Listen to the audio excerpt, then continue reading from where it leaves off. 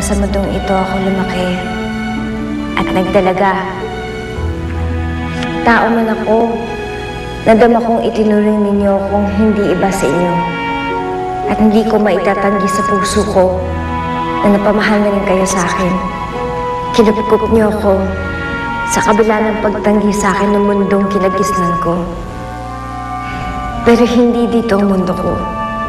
Hindi ito ang buhay ko. Paalam na, Ina. Tama si Estong eh. Kailangan ko nang ipagpatuloy ang buhay ko. Ang paghahanap ko kay Fina, alam ko may kinalaman sa'yo yun. Marahil ikaw ang nagpadala sa kanya.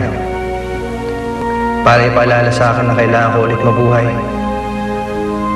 Na may mga bagay na mas mahalaga pa sa mundo kaysa sa isang mapait na alaala.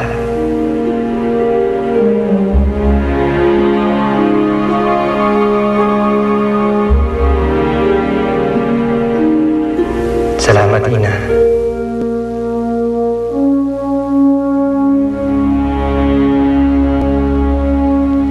Abiana, umeepekto na ang ginawa mong pagbawi ng sumpa.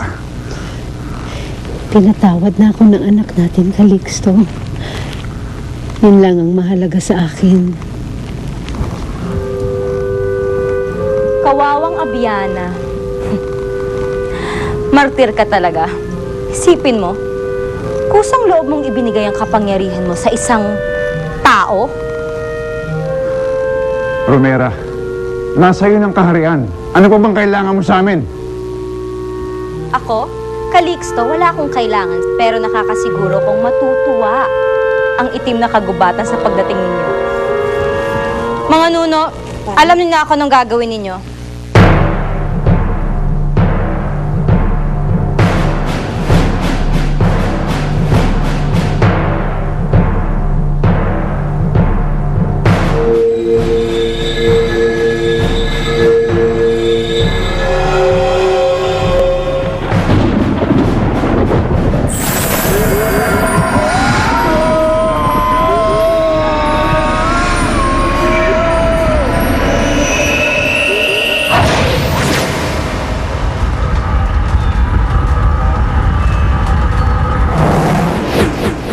Amanos na tayo, Abiana.